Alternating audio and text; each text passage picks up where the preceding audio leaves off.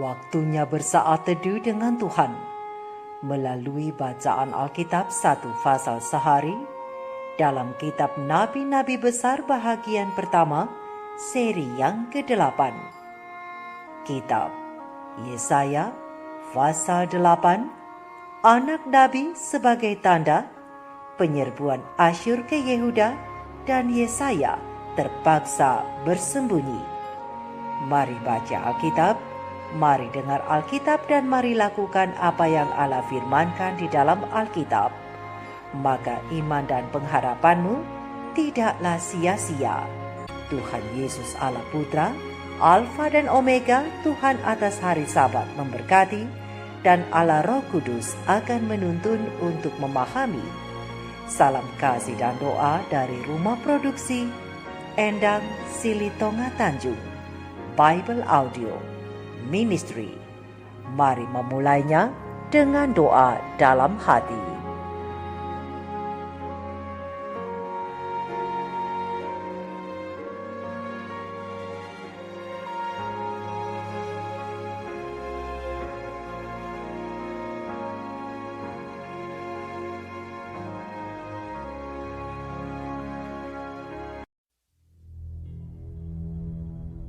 Berfirmanlah Tuhan kepadaku, ambillah sebuah batu tulis besar, dan tuliskanlah di atasnya dengan tulisan biasa, Maher Syalal Hasbas. maka aku memanggil dua saksi yang dapat dipercaya, yaitu Imam Uria dan Zakaria bin Yeberekyah. Kemudian aku menghampiri istriku. Ia mengandung dan melahirkan seorang anak laki-laki. Lalu berfirmanlah Tuhan kepadaku, Namailah dia Maher Syalal Hasbas. Sebab sebelum anak itu tahu memanggil bapa, ibu, maka kekayaan Damsyik dan jarahan Samaria akan diangkut di depan Raja Asyur. Tuhan melanjutkan lagi firman-Nya kepadaku. Oleh karena bangsa ini telah menolak air Siloah yang mengalir lamban, dan telah tawar hati terhadap Rezin dan anak Remalia. Sebab itu sesungguhnya Tuhan akan membuat air sungai Efrat yang kuat dan besar meluap-luap atas mereka, yaitu Raja Asyur dengan segala kemuliaannya. Air ini akan meluap melampaui segenap salurannya, dan akan mengalir melampaui segenap tebingnya, serta menerobos masuk ke Yehuda, ibarat banjir yang meluap-luap hingga sampai ke leher, dan sayap-sayapnya yang dikembangkan akan menutup seantero negerimu, ya Immanuel. Ketahuilah, hai bangsa-bangsa, dan terkejutlah, perhatikanlah, ya segala pelosok bumi. Berikat pingganglah dan terkejutlah. Berikat pingganglah dan terkejutlah. Buatlah rancangan, tetapi akan gagal juga. Ambillah keputusan, tetapi tidak terlaksana juga. Sebab Allah menyertai kami. Sebab beginilah firman Tuhan kepadaku, ketika tangannya menguasai aku, dan ketika ia memperingatkan aku, supaya jangan mengikuti tingkah laku bangsa ini. Jangan sebut persepakatan segala apa yang disebut bangsa ini persepakatan. Dan apa yang mereka takuti, janganlah kamu takuti. Dan janganlah gentar melihatnya.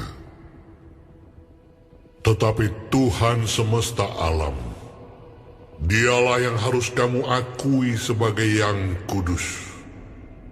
Kepadanyalah harus kamu takut, dan terhadap Dialah harus kamu gentar.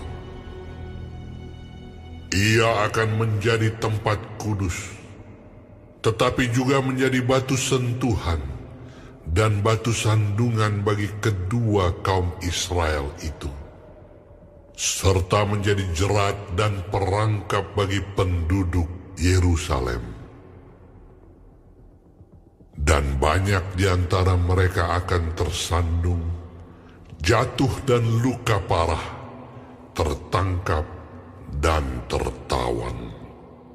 Aku harus menyimpan kesaksian ini dan memeteraikan pengajaran ini di antara murid-muridku. Dan aku hendak menanti-nantikan Tuhan yang menyembunyikan wajahnya terhadap kaum keturunan Yakub. Aku hendak mengharapkan Dia. Sesungguhnya aku dan anak-anak yang telah diberikan Tuhan kepadaku adalah tanda dan alamat di antara orang Israel dari Tuhan semesta alam yang diam di Gunung Sion. Dan apabila orang berkata kepada kamu, mintalah petunjuk kepada arwah dan roh-roh peramal yang berbisik-bisik dan komat kami, maka jawablah, bukankah suatu bangsa patut meminta petunjuk kepada Allahnya? Atau haruskah mereka meminta petunjuk kepada orang-orang mati bagi orang-orang hidup? Carilah pengajaran dan kesaksian. Siapa yang tidak berbicara sesuai dengan perkataan itu, maka baginya tidak terbit fajar. Mereka akan lalu lalang di negeri itu, melarat dan lapar. Dan apabila mereka lapar, mereka akan gusar dan akan mengutuk rajanya dan Allahnya. Mereka akan menengadah ke langit dan akan melihat ke bumi. Dan sesungguhnya hanya kesesakan dan kegelapan, kesuraman yang mengimpit, dan mereka akan dibuang ke dalam kabut. Tetapi tidak selamanya akan ada kesuraman untuk negeri yang terimpit itu. Kalau dahulu Tuhan merendahkan tanah Zebulon dan tanah Naftali, maka di kemudian hari Ia akan memuliakan jalan ke laut, daerah seberang sungai Yordan, wilayah bangsa-bangsa lain.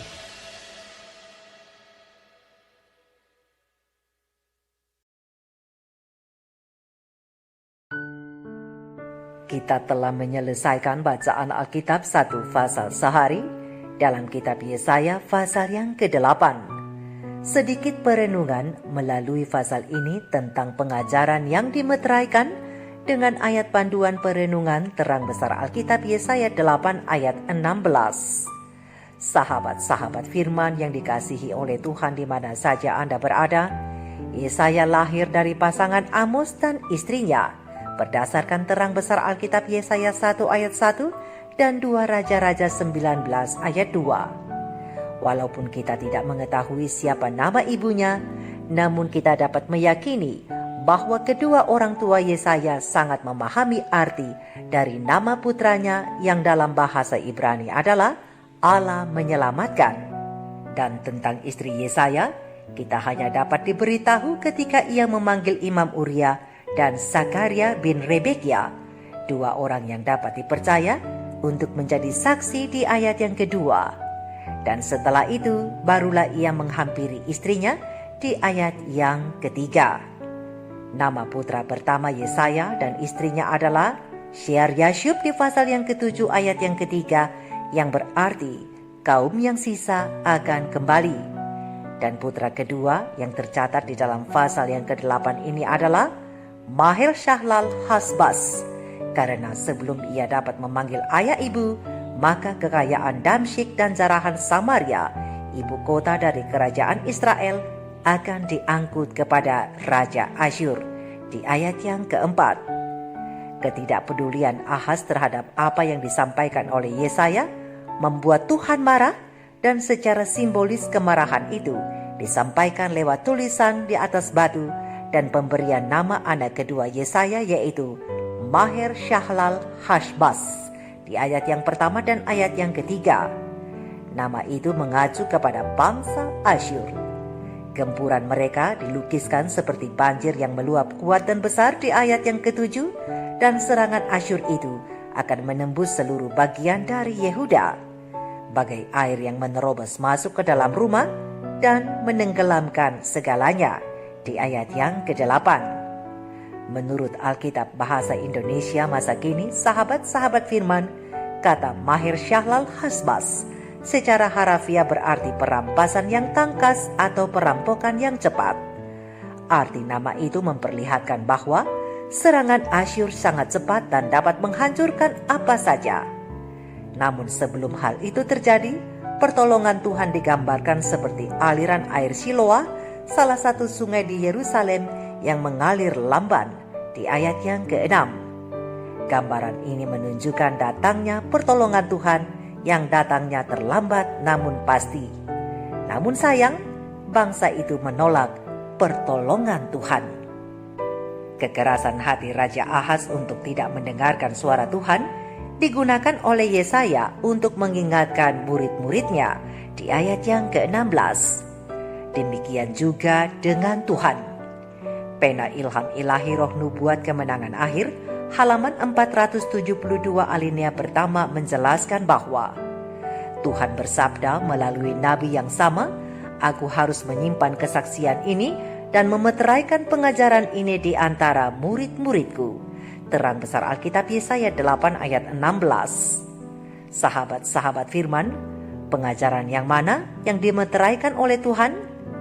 Pena Ilham Ilahi melanjutkan, jawabnya adalah meterai hukum Allah yang terdapat pada hukum yang keempat.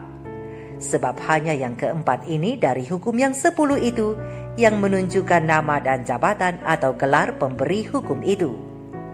Hukum keempat menyatakan Allah sebagai Khalik pencipta langit dan bumi, dan dengan demikian menunjukkan tuntutannya untuk dihormati dan disembah di atas segala yang lain.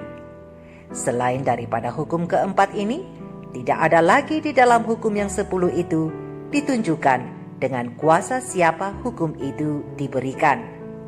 Tetapi sayang, seperti Ahaz, dengan sejuta alasan banyak orang bersikeras untuk tidak mematuhi perintah Tuhan yang satu ini, padahal hari Sabat diberikan oleh Allah kepada keluarga manusia sebagai suatu tanda peringatan antara mereka dan Allah penciptanya, Allah yang menguduskan mereka. Lihat terang besar Alkitab Yehezkiel 20 ayat 12 dan 20 yang adalah Immanuel. Untuk itu ingatlah, komentar Alkitab SDA Bible Commentary volume 4 halaman 1141 alinea ke-6 mengatakan bahwa agen-agen setan terus-menerus bekerja menabur dan menyirami benih pemberontakan melawan hukum Tuhan. Dan setan sedang mengumpulkan jiwa-jiwa di bawah bendera hitam pemberontakannya. Ia membentuk persekutuan dengan manusia untuk melawan kemurnian dan kesucian.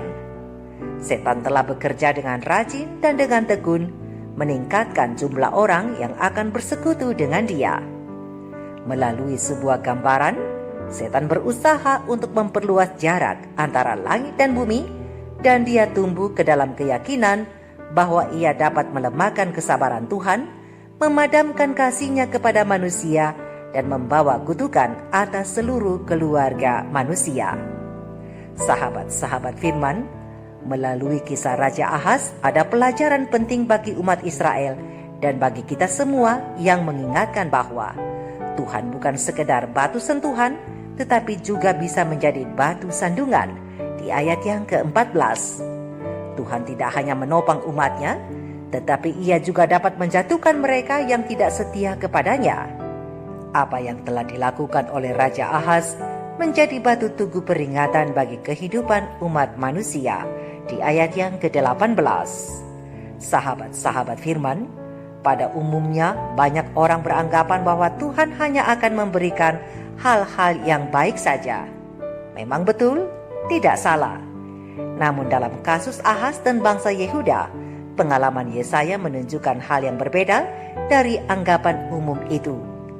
Menurut Yesaya, Tuhan dapat menjadi batu sandungan yang dapat membuat orang terjatuh. Mengapa demikian? Ya, Tuhan harus melakukan hal itu agar umatnya berbalik dan bertobat kepadanya. Hal inilah yang diperlihatkan oleh Yesaya melalui pengalamannya terhadap Raja Ahaz.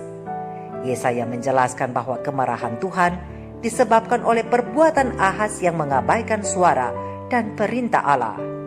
Itulah sebabnya Tuhan berbalik menghukum Ahaz dan bangsa Yehuda, yakni mereka akan melarat, lapar, hidup dalam kesesakan dan kegelapan, di ayat yang ke-21 dan ayat yang ke-22.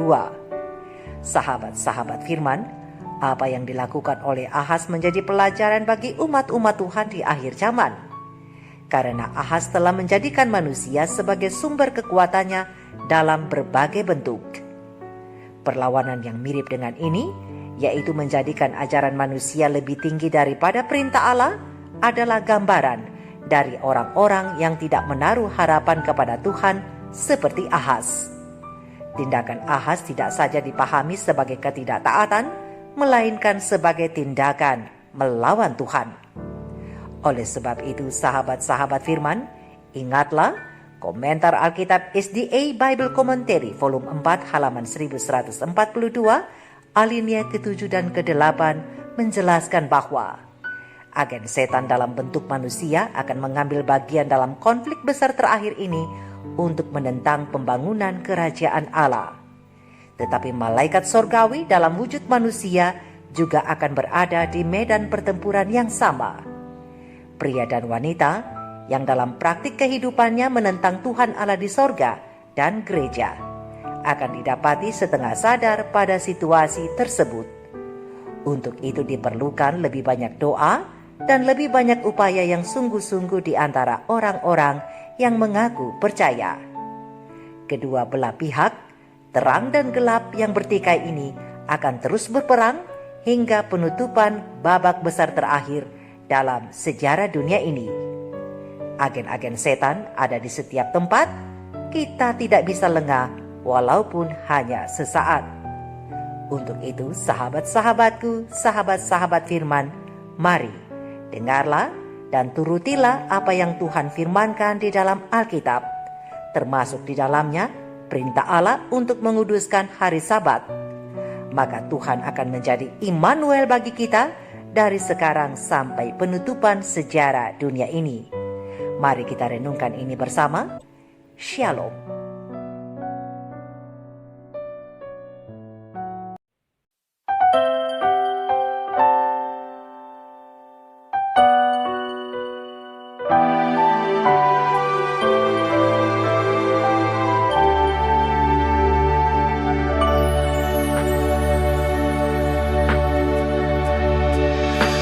Bapakku sungguh lelah berjalan, lewati semua yang ada. Ku tak sanggup untuk melangkah, ku letih dan tak tahu arah. Aku tak ingin berhenti, pegang tangan dan pimpin langkahku. Ku tahu kau selalu di depanku, terangi setiap jalan hidupku. Ajari aku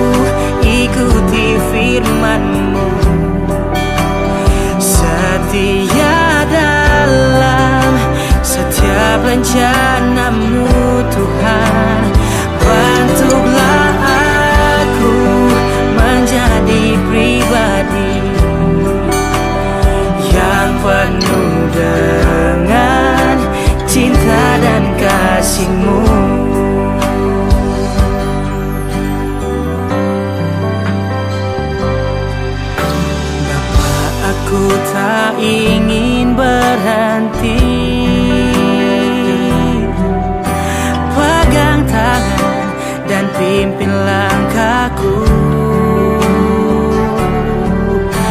Ku tahu kau selalu di depanku, terangi setiap jalan hidupku. Oh Bapa, ku lemah tak mampu hadapi yang ada di depanku. Namun ku tahu kau ada di sana, bahkan berlari